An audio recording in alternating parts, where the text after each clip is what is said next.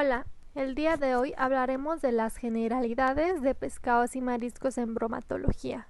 Mi nombre es Guadalupe Sánchez Alamilla, en compañía de mis compañeros Luis Enrique Torres Solarte y Yasmín González Manzano. Iniciaremos diciendo qué es un pescado. Un pez es un ser vertebrado de la vida acuática con respiración branquial y un cuerpo cubierto por escamas, huesecillos y dentrículos dérmicos, que en lugar de extremidades tiene apendículos. Un pescado es un pez comestible o de alguna utilidad que se captura y extrae de su hábitat por alguno de sus medios legales. En cuanto a su anatomía, vemos que se divide en tres: cabeza, tronco y apendiculario. En la cabeza encontramos lo que es el cráneo y la membrana branquial. El tronco es la parte más importante, ya que se le encuentra la mayor cantidad de carne. El tronco se divide en dos: dorso y vientre. En la parte interna del dorso se encuentran los músculos más carnosos, mientras que en el vientre encontramos las vísceras. El apendículo se denomina así debido a que los peces no poseen extremidades. Las aletas son apendículos, puesto que no tienen una articulación verdadera. Las características organolépticas son las fundamentales para distinguir cuándo un pescado puede ser ingerido y cuándo no, las cuales son olor, ojos, branquias, escamas, cavidad abdominal y músculo. Podemos identificar un pescado bueno para ingerir cuando el olor es agradable con aroma marino. Los ojos son transparentes y brillantes. Las escamas están unidas entre sí y tienen un brillo metálico. La cavidad abdominal está limpia y si el músculo está firme. Hablemos de su composición, puesto que estos se dividen en agua, proteínas, carbohidratos, grasas, minerales y lípidos. Agua con un 75%, proteínas un 18%, carbohidratos 0.5%, grasas de entre 0.5 y 5%, minerales de entre 0.9% y 1.5%. Lípidos. En los lípidos encontramos una variación que dependerá de la estación, madurez y el factor sexual. En la clasificación de la distribución de las grasas encontramos tres: grasa subdérmica, semigrasos y grasos. La grasa subdérmica la encontramos en todos los pescados sin excepción, en mayor o menor cantidad, y la mayor cantidad de grasa la encontramos en el hígado. La grasa en los pescados semigrasos se localiza debajo de la piel, no de manera uniforme, sino en partes, distribuida irregularmente. Y en el pescado graso, su localización es subcutánea, en la línea media donde se ve fácilmente, ya que esta área tiene un color oscuro además de un sabor amargo, lo que permite inferir que estas carnes son de sabor fuerte y buenas para ahumar. Aquí podemos encontrar el porcentaje de distribución, que es en pescados magros de 0.5 a 1.5% de grasa, en pescados grasos del 14 al 24% de grasa y en pescados semigrasos de 2 a 7% de grasa. Un ejemplo: en pescados magros tenemos el bacalao, en pescados grasos el salmón y en pescados semigrasos la trucha. Ahora veremos los subproductos del pescado, donde encontramos la harina de pescado y el aceite. Para la elaboración de la harina se obtiene mediante la eliminación del agua y el aceite, y es principalmente utilizado como ingrediente en alimentos de vacas, aves, cerdos e incluso otros peces. El aceite contiene ácidos grasos saludables, omega 3. Este aceite se obtiene a partir de tejidos de algunos peces y es muy importante, ya que sus usos van desde suplementos nutricios hasta lubricante de grado alimenticio. También hablaremos un poco más sobre los pescados. Como ya sabemos, los pescados son animales vertebrados comestibles, que son de aguas dulces y también de aguas saladas. Estos se caracterizan por tener proteínas de alto valor biológico y también de alto contenido en lisina. La reproducción de estos pescados es ovípara y también su periodo de incubación es de 19 días a 48 horas. En su hábitat marina, como vemos en la imagen, El mar está constituido por tres zonas. La primera zona es plataforma continental. Esta zona tiene una profundidad de 180 metros. La segunda zona es abismal. Esta zona tiene una profundidad de 9000 metros. Y por último, tenemos a la zona de fondos, que corresponde a las tres primeras zonas que acabo de mencionar, que es plataforma continental y zona abismal. Tenemos la clasificación según su hábitat. En primero tenemos a los peces de agua marina, que son los peces bentónicos. Estos viven sobre o cerca de los fondos marinos. También son peces de carne magra o blancos de forma aplanada. También tenemos a los peces pelágicos. Estos habitan en distintas capas de agua. En segundo punto tenemos de agua dulce o continentales. Estos proceden de ríos, arroyos y lagos. Y por último tenemos a los diadrómicos. Estos comparten su vida en ambos medios, en agua dulce y también en agua marina, tales como el salmón, la trucha y también las anguilas. Aquí hablaré sobre los aromatizantes y saborizantes que hay en los pescados y mariscos. En primera tenemos al perejil, que es un sabor para darle al pescado. El segundo tenemos al laurel, que es un aromatizante muy importante que usan en la cocina. También tenemos el azafrán, que se utiliza para dar un color o sabor a los alimentos.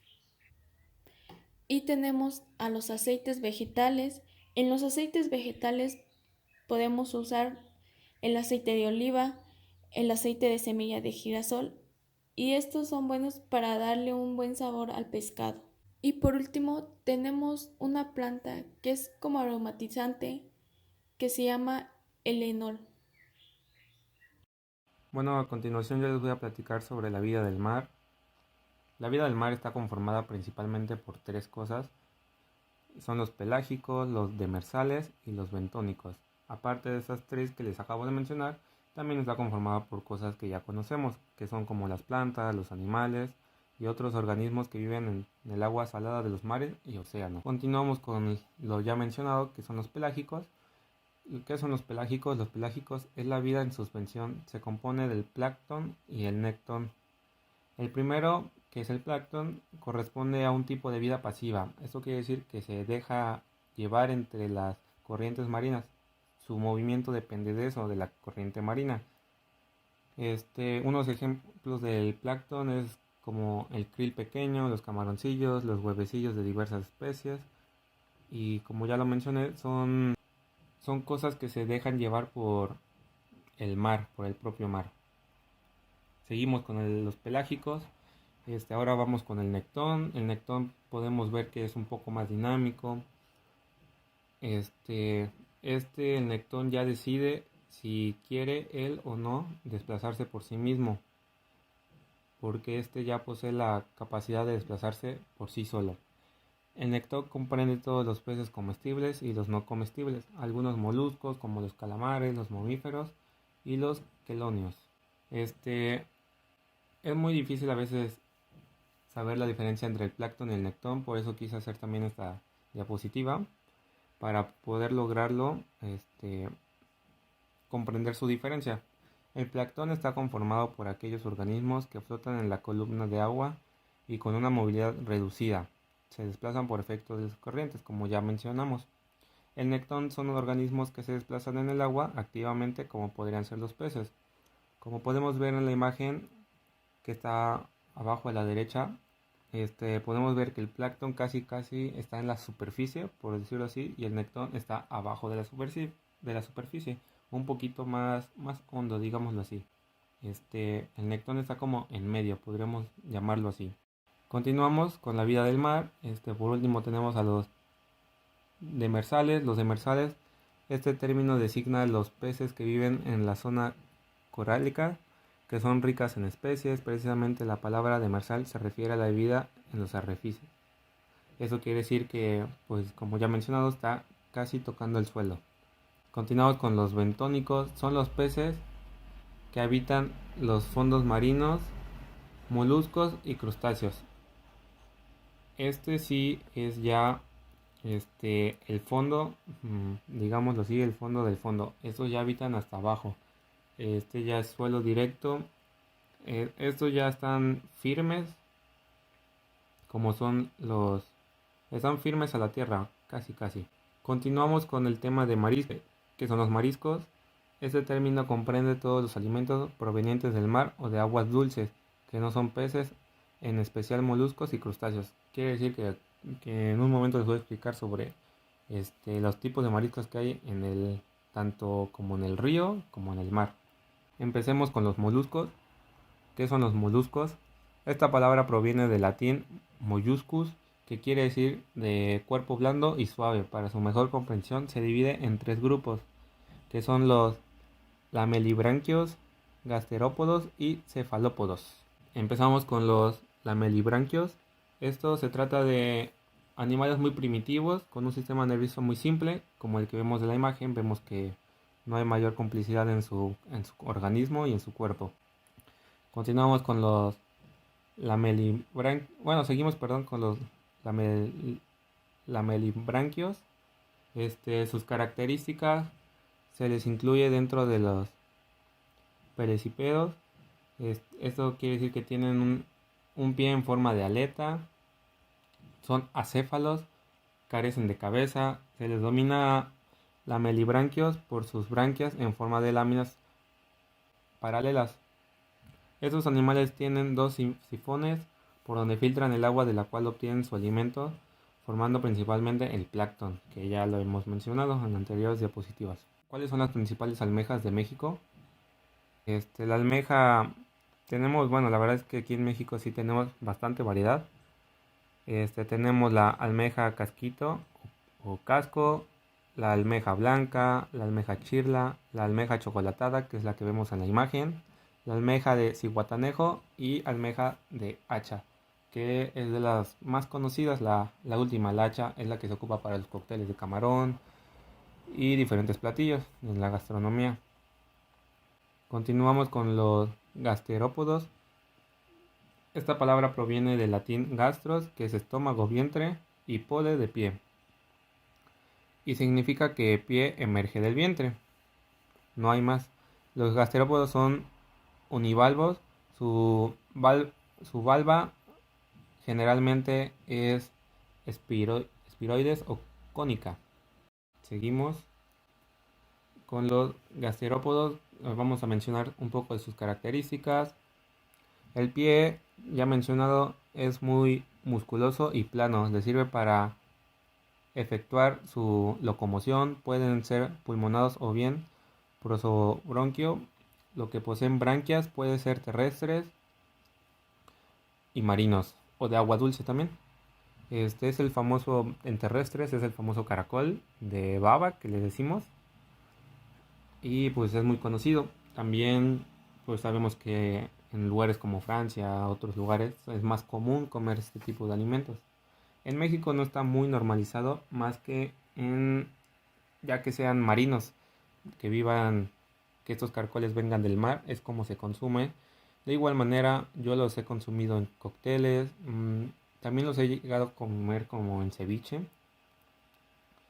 Estos son algunos de estas especies, que son como el caracol rosado, caracol de los tegobolos, que ese es de acá de mi tierra, de Veracruz. El tegobolo aquí es un poco raro porque acá de donde yo soy lo sacan de una laguna, y de ahí es donde se proviene. También cabe mencionar que dicen que es un alimento afrodisíaco, que es muy interesante para los hombres. También está el caracol terrestre de jardín, que el mencionado, que le decimos los babosos, que son los terrestres. Con los cefalópodos, este término deriva del latín cephalus, cabeza, y podos, de pie, y quiere decir pies que emergen de la cabeza. Eso es simplemente que los pies están unidos con la cabeza, no hay más. Vamos a decir unas características. Son animales bastante evolucionados. Toda la carne los cubre recibe el nombre de manto. Pueden ser octópodos de 8 o bien decápodos si poseen 10 como los calamares. Los de 8 son los pulpos, los de 10 son calamares. Los calamares, estos últimos tienen 16% de tejido conectivo, por lo que se les considera que son muy duros y por ello se deben ablandar a la hora de cocinar. Normalmente los chefs lo hacen golpeándolos con algún objeto contundentemente, o sea, seguidamente. O bien cocinarlos a fuego bajo durante mucho tiempo para de igual manera conseguir la misma consistencia de ablandarlos. Vamos a mencionar unos tipos de cefalópodos que tenemos aquí en México. Tenemos el pulpo de Yucatán, que se llega a medir hasta aproximadamente 1 metro a 1,35 m. Eso ya es bastante grande. Seguimos con el pulpo del Golfo. Este es un poquito más pequeño, ya que llega a medir entre 30 centímetros a 1,20 m. Eso no, en realidad también es muy grande. Tenemos el calamar, que este sí es pequeño, llega a medir hasta 20 centímetros. Pero también tenemos el calamar gigante, que se llega a medir hasta 4 metros. Continuamos con los crustáceos. Esta palabra quiere decir piel de costra, ya que estos animales tienen un exoesqueleto duro formado por quitina, y es lo que se le conoce como la famosa cáscara. Para mejor comprensión de los crustáceos, estos se dividen en dos grandes grupos. El primero es los macruros y los segundos son los braquiuros. Empezamos con los macruros. Este término proviene del latín macros, que es grande, y uros, de cola. Por ende, designa animales cuyo abdomen, que es la cola, es mayor que el cefalotórax, que es cabeza. En este tipo de crustáceos, lo que más se toma en cuenta es el tamaño del abdomen, que es donde se encuentra la mayor carne del animal. En cuanto más grande sea, más grande es la carne. Continuamos con los macruros. Los macruros mexicanos más apetecibles son los de género Panulirus, al cual pertenecen las langostas, tales como la roja, que es la más grande y se considera la de mejor calidad gastronómicamente. Esa es la que normalmente te venden en todos los restaurantes de mariscos, pero sí tiene un costo un poco elevado, ya que estos pueden llegar hasta medir hasta 50 centímetros de largo. Vamos a mencionar algunos tipos de macruros que encontramos aquí en México. Tenemos como la langosta del Golfo, que mide de 28 a 45 centímetros. La langosta cabezona, considerada como la de menor calidad gastronómica, porque tiene muy poco abdomen, tiene más cabeza que abdomen. También tenemos el langostino americano, que su talla es de 20, 30 y 40 centímetros. También tenemos la camaya. Esta se llega a confundir muy fácil con los camarones, pero es más un langostino. En unos momentos retomaremos ese tema, pero sí se llega a confundir. Tenemos también por último los bogavantes.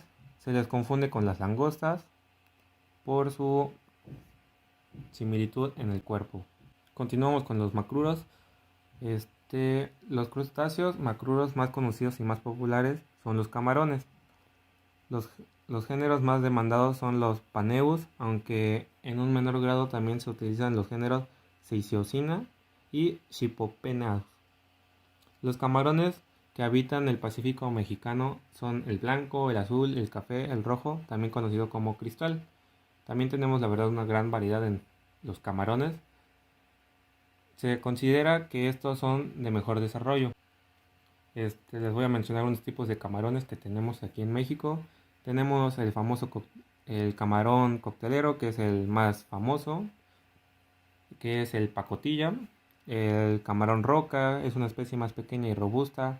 El camarón macuil se trata de un crustáceo entre mediano y grande. Se utiliza mucho en caldos para pelar. Tenemos el cangrejo moro, similar a las jaivas, aunque su forma es más circular. Y tenemos el cangrejo, el blanco, es el menos conocido y muy difícil de conseguir, que es el que tenemos en la imagen. A continuación vamos a seguir con los sistemas coloidales.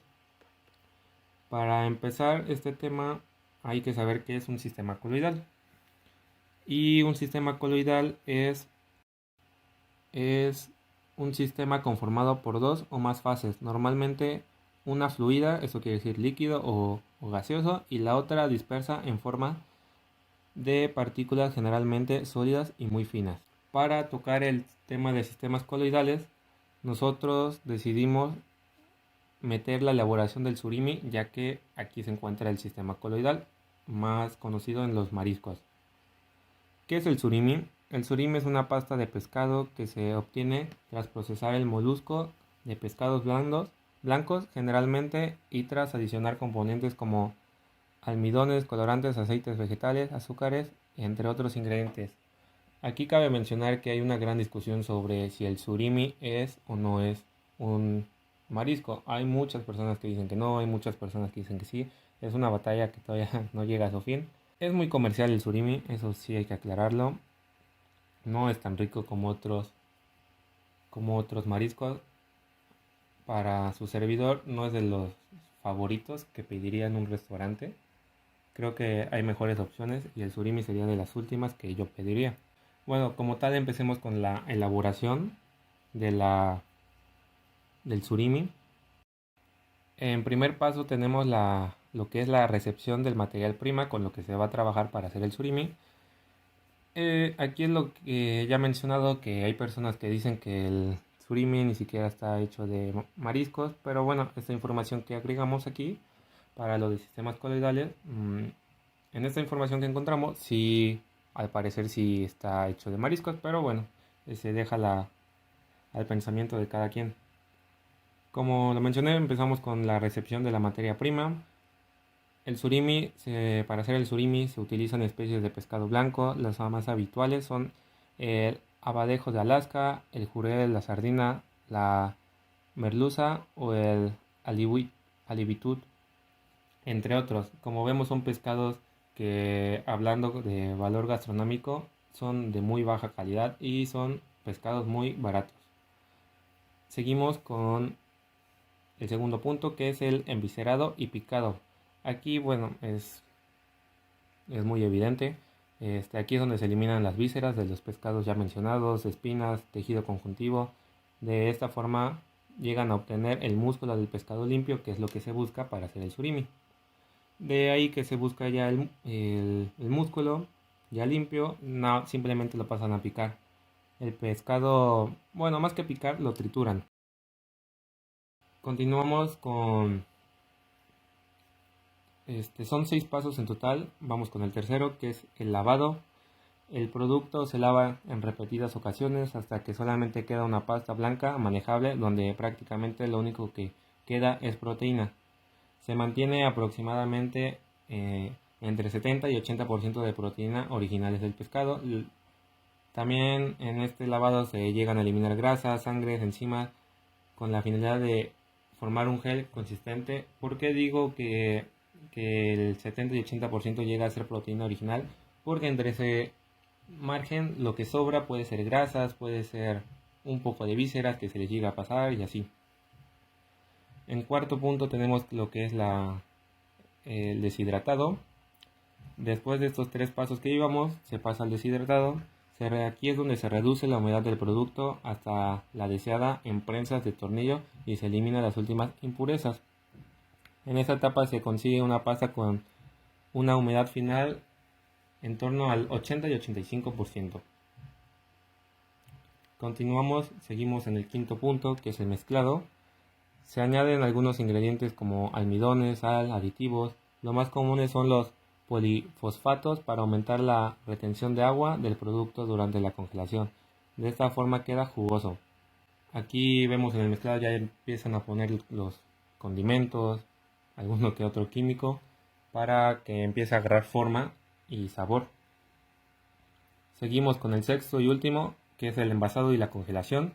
Finalmente el producto se envasa y congela a temperaturas entre menos 20 y menos 35 grados. Cuando esta bajada de temperatura se realiza de forma muy rápida, hablamos de una ultracongelación. Esto quiere decir que se congela súper rápido. Y como ya lo mencioné, pues queda a gusto del consumidor sobre el surimi. Y así es como nosotros metimos los sistemas coloidales en el proceso del surimi. Continuamos con la legislación sanitaria. Creo que esa es una parte fundamental, me atrevería a decir, ya que pues al final son alimentos y creo que hay que tener mucho cuidado con eso. Vamos a empezar a hablar un poquito sobre la legislación sanitaria. Las prácticas sanitarias son importantes para todos los factores relativos a la contaminación de los alimentos marinos y dulceacuícolas, incluyendo lo que incluye el medio donde se capturan y cultivan. La eficacia de las medidas sanitarias dependen de la seriedad con la que el personal cumpla las normas vigentes para mejorar la calidad y fiabilidad sanitaria de los productos marinos y de aguas dulces. Las normas sanitarias determinadas por la industria alimenticia de productos marinos deben aplicarse de acuerdo al nivel tecnológico prevaleciente en cada país. Eso quiere decir que en cada país va a ser muy diferente el trato con el alimento. Hay países como China que van muy adelantados a comparación de México. Aquí en México todavía tenemos un sistema, me atrevo a decir que muy rudo para la captura y cosecha de dichos alimentos. Aquí puse unos puntos aparte, son 2 puntitos nada más, que lo vi importante y me gustó agregarlos. El primer punto es proteger la salud pública del riesgo de contraer alguna enfermedad, ya sea por intoxicaciones alimentarias, bacterianas, infecciones de origen alimentario, intoxicaciones causadas por acumulación tóxica ambiental, consumo de organismos marinos tóxicos por naturaleza. Siempre hemos conocido alguna persona que dice que se intoxicó a la hora de comer un pescado, algún marisco en general. Y es por eso, por el manejo, porque ya no está fresco el alimento, porque ya lleva días fuera de refrigeración. Recordemos que estos alimentos siempre deben estar en refrigeración, ya sea o no. Una vez que descongelas un pescado, lo tienes que consumir de preferencia ese mismo día, porque se puede llegar a infectar en esa salida. No es muy recomendable descongelarlo y congelarlo, descongelarlo y congelarlo. No es bueno para la carne. En segundo punto tenemos proteger la sanidad de los productos en cada momento. Aquí también tenemos que los métodos adaptados para lograr estos objetivos son de ordinario, las operaciones definidas en los reglamentos o bien las prácticas pertinentes para el buen manejo de esos alimentos. Aquí también agregué una norma que es la norma oficial mexicana número 242 SSA1 del 2019. Esta norma habla sobre los productos y servicios de la pesca, frescos, refrigerados, congelados y procesados, especificaciones sanitarias y métodos de prueba. Cabe aclarar que esta norma solamente funciona en la República Mexicana, no funciona en ningún otro país que no sea México. Ahora tenemos los conservadores utilizados en pescados y mariscos, donde encontramos ácido bórico, salazón, cloruro sódico, lisozima, hidroxibenzoato de etilo y nitratos. Por último, tenemos las enzimas, que son proteínas producidas por las células del organismo, que favorecen y regulan la reacción química en los seres vivos. Y dentro de pescados y mariscos encontramos hidrólisis ácida y alcalina y complejo proteasa. Con esto finalizamos nuestro tema. Muchas gracias y esperamos haya sido de su agrado.